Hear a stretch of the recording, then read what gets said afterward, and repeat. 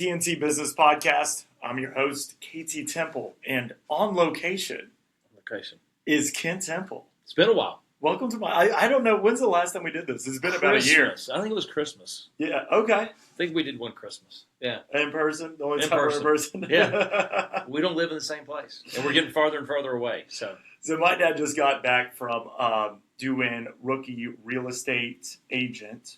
Yep. The class, yep. For my market center. And so we are in the middle of setting up the Keller Williams Austin One podcast room. So we kind of, if you notice, haven't hung the sound panels yet. Yeah. And so we figured we'd just knock out an episode real quick. And welcome to the guinea pig version. Yeah. Yeah. For your room. Here we go. How was the class? It was awesome. Yeah? It was awesome. Cool. If anyone's listening from the market centers here, what do they need to know if they wanted to have you come to their office to do a class? Yeah, just reach out and do it right through here if you want. Just reach out to the website. I'll be glad to come anywhere, and anytime I can pour into people, it's worth it. So we are going to do just like a little weird story update of the two big business stories going on. Before we get to that, I do want to thank our sponsor, the Temple Team. Whether you're looking to buy, sell, or invest in real estate, you can reach out to us at thetempleteam.com. We're a local real estate office located in the Charlotte, Lake Norman area. We've got agents all the way from Hickory down to Fort Mill. So if you're ever looking to buy, sell, or invest in real estate, reach out to us. And it doesn't even have to be local. We've got a network of agents, trusted real estate agents all across the country. So again, if you're looking to do anything real estate related, find us at thetempleteam.com.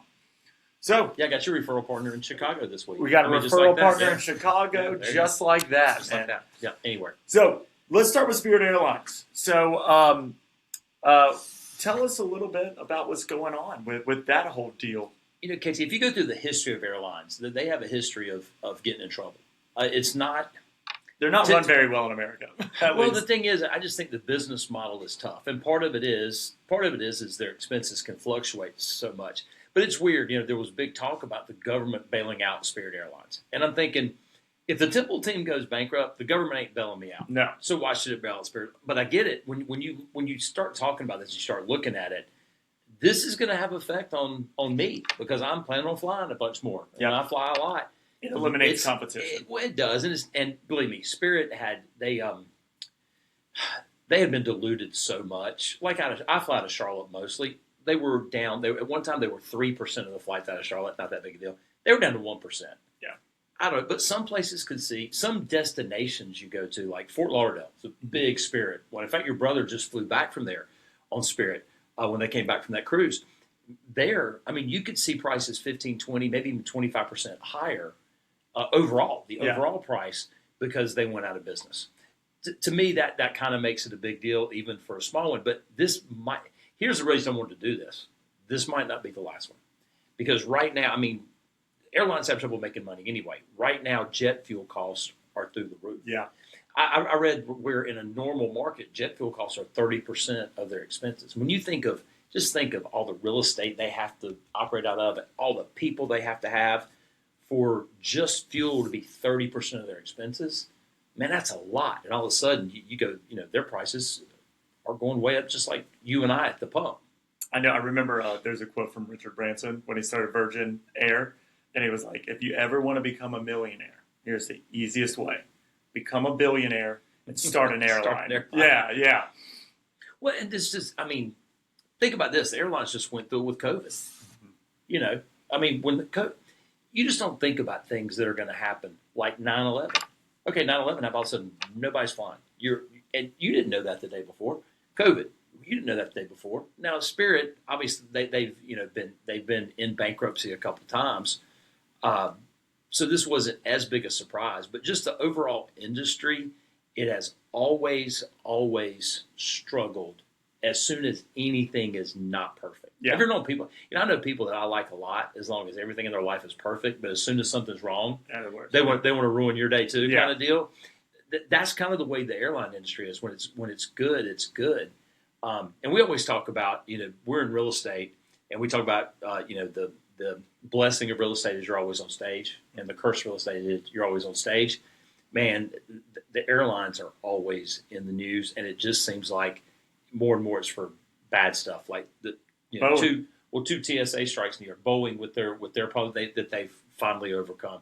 Anyway, this one, just the reason we want to talk about this. This is going to be painful. Now, I did read they look for a government buyout, or not government buyout, the government to jump in. It started with when JetBlue agreed to acquire Spirit a few years ago, and then they blocked them, and everyone's blaming the government for that block, but it would have been the same thing. It still would have been one less competitor doing it. But so the thing is, so recently, and I'm glad I was going to bring this up too. Recently, United offered to buy American, and American went, "No." They said we're not for sale. And they said, "We know, but that they always say everything in life, is for sale for the right price." And America said no. And what they said was, "There's probably no way that one would have passed regulatory." Because my thought was, JetBlue and Spirit, neither one are big enough. Everything I read about that, I probably would have let that one go through. I think now you would have more competition because Spirit and JetBlue is one with 7 more flights than Spirit being gone. Yeah. But it's the United American, when I'm looking at it going, how does that make sense? Now, it's weird. So I'm an American guy because I live in Charlotte. And we are well, it's their second biggest hub. We're just barely behind Philadelphia. And it's actually their busiest hub in terms of number of flights. It's second in terms of number of people. So, I was looking at it, and for me personally, I would have hated it because I can already fly anywhere I want to direct. Yeah. There's almost nowhere. Although, if you're listening in Green Bay, Wisconsin, I'm coming to see you in June, and I actually have to change planes to Chicago. I finally found somewhere. Oh, no, don't look there. Look there. Yeah. Hey, it's our first time. Still getting used to it. So, but I can fly almost everywhere. United buying us would not create any more options for me to fly direct anywhere that I can't.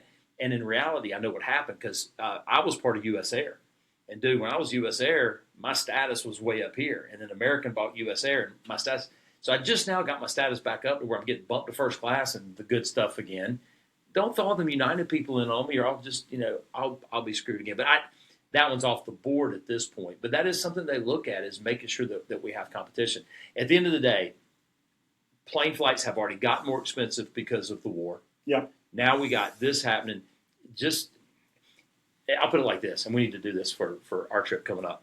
I'd go buy your plane flights now. This is just a reminder for us to actually go book the airline tickets that we need to book. Yeah. Every day we wait, it's probably getting worse. I just don't think it's going to get better. Yeah. I just don't.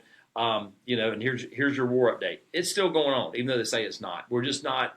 We don't seem to be any closer to what we need happen, which is the strait to open or to really start flowing fully. I don't care if they're not shooting at each other. If the capacity to ship oil is not there, we're going to continue to hurt. Now, since we're talking about oil, you maybe saw that America was the largest exporter of oil last month in the world. That doesn't usually happen. And I'm thinking, why are we exporting if we need here? And man, I went down a rabbit hole, but there's light and medium and heavy. There's all different kinds. And I was like, okay. And you have to they ship it to places that can actually refine it, depending on what kind it is. In other words, I'm not smart enough. We're the producer. We're not the largest refinery. Exactly. Yeah, and so down to. Even if we've got the oil, we don't have any way to get it to the. We do, but we're not at the production level we would need. We've got to send it somewhere else. It's better off for us to trade it. And you give us the medium, and we'll give you the light, or vice versa, whatever it works. But until Iran clears up, you're going to continue to feel a lot of pain at the pump. You're going to feel a lot of pain on the air flights. And, the inflation numbers came in, and they're not good. Inflation's going up. Just none of this is good for your pocketbook right now. I understand that we're trying to accomplish stuff, but we need it to be over. Any other thoughts? Yeah, I think we hit that one. We got another good one. Yeah. These are two of my companies now that we're getting into. And it was my idea to do this. Yeah, man, this is a good one. Go ahead, you introduce it. eBay and GameStop merger is currently an active high-stakes financial saga that has stunned the market. As of May 2026, this is not yet a completed merger, but rather a massive unsolicited takeover bid initiated by the underdog GameStop. And it ain't going to happen. I mean, it's just not. I don't know if this was a public. Well, some people have said the guy. What's the guy's name from GameStop? I don't know his name. Whatever his name is. Anyway, if he could get the value of the company to a certain level, he would make all these billions. Is this his attempt? To boil it down into simple terms, GameStop is worth about $12 billion and eBay is worth $50 billion. And they were saying, we're going to do half cash and half stock. Well, you got 50 to 12 to close the gap. Well, they've got 20 billion in funding, but 12 and 20 is 32. Yeah. And so you're still 18 short, and they keep asking, where are you going to get this money? It's just, I just don't see any way. And also, by the way, two things. eBay ain't for sale. Yeah. And the other thing is eBay, they were struggling, and they've really done a great turnaround. They right have. now, eBay's business is good. Their stock price has been good. Again, this one makes no sense. Now, last week this time, I guess it was last week, we were sitting here talking about the small company Real with 30,000 agents buying Remax with 180,000 agents, and you're going, the little guy's buying the big guy. Is it 180,000 agents? Worldwide. Well, Yeah, worldwide. Okay. Yeah, worldwide. Not United States. It's 180 worldwide. So when you were looking at that and you're going, well, that would make sense. Well, here's why that would make sense. Here's why a 30,000 agent company could buy a 180,000 agent company, and it's go back to the money. I just said GameStop. So they had the money. Well, GameStop's worth 12 and eBay's worth 50. Real, their market value was actually 450 million, and Remax was only 350 million. Yeah. And that has to do with, well, none of it makes sense to me because Remax sells way more real estate, so you think they'd be worth way more. But how you the technology, all that crap. But that's why that one made sense. In reality, the company that was more valuable bought the company that was less valuable. You forget the agent count, forget how many homes are sold. That's why that one, when you saw it from the outside, it didn't make sense. But when you look at the numbers, it does. It's the same as why is Tesla worth so much when they barely sell a fraction of the cars everyone else sells? And it's just because tech and who's running it. Well, and the ability to what it could be in the future. But all these, Katie, when you talk about the little companies, this is where the term leveraged buyout came from. Yeah. You know, I mean, I could go buy anything way more than I'm worth if I could just get enough people to give me the money. Yeah. Well, I guess, every time most people, let's say, I think it's 74% of houses have a mortgage when they start. You get a mortgage 74% of the time. That's just a leverage buyout. Most people are just borrowing more money. But they're borrowing way more than they're putting down the vast majority of the time on a house. It's kind of the same thing here. If you could get enough people to give you money. But at the end of the day, 12 plus 20 is 32. There's another 18 that somebody else has got to give them to do this. Yeah. Oh, and by the way. Most of their stock is a joke. Well, yeah. And the stock market voted. The day after this came out, eBay stock actually went up. And GameStop went down because most of the people that own GameStop stock are doing it as a joke. It's a joke. It is. It always has been, man. Yeah. I play video games. I do, and all my friends play video games. Yeah. When's the last time any of us went to a GameStop? Never. I don't remember the last. You know what I do? I bought a PlayStation 5 because I wanted it that day to play a game. Oh, there you go. Whenever we moved in the house, that was the last time I went into one. At the end of the day, they have 1,600 stores. They have brick and mortar. And so at 1,600 doors, that would give eBay some sort of physical presence. Storefront if they want it. Of course, they needed it. Now let's go back to last week. Real doesn't have brick and mortar. Remax does. Yeah. And we thought, well, this gives no, because they've said they're going to run them as two different companies. And it's really not. They're going to be kept separate, which makes it interesting. Where do you get the savings? I mean, the whole reason to merge those two is a lot of the savings you can make by integrating the same thing. Well, if you're going to keep them completely separate, I still don't understand. Yeah, I still don't understand all of it, and only time is going to tell. I do know one thing. I've become a lot more interested in this kind of stuff. Airlines going out of business and mergers or people trying to buy. So since we started doing this podcast, yeah. No, I mean we're out there looking at this stuff. Well, we need content. So we need to. What do you want to talk about? Okay, go research it real quick. Well, here's the thing. There have been times that we have struggled for content. Let me tell you, since 3 year months, and a half, yeah. Well, since Trump became president, it has been pretty easy to come up with content. Wow. Yeah. Wow, there we go. So KT just announced that if Trump somehow gets to run for a third term, that he will vote for him, so that we have content for this show. That is not what I said. That is not what I said.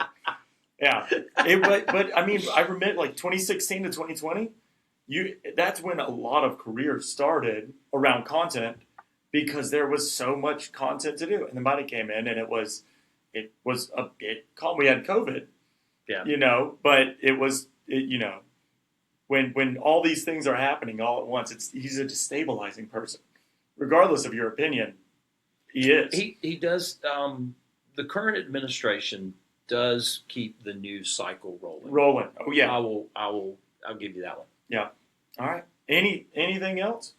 You gonna buy GameStop stock? No, I'm not. And I'm not buying eBay stock. You gonna hodl? Go to the moon? KT. My thought is there's going to be more of this going on. Yeah. The stock market. By the way, the stock market should not be jamming like it is right now. Inflation's going up, and it's just. And I think this is companies. There are smart people running these companies, right?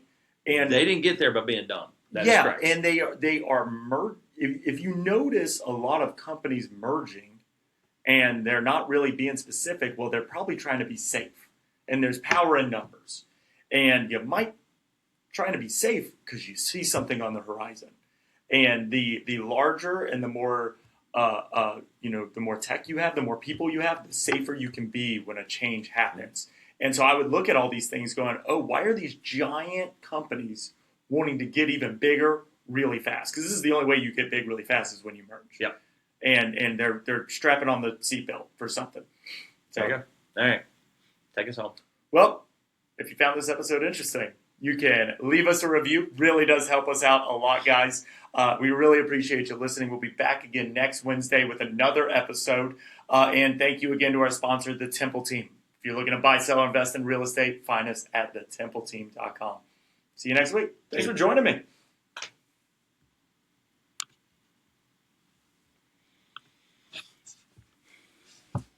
One of our shorter ones. We even done a short one. The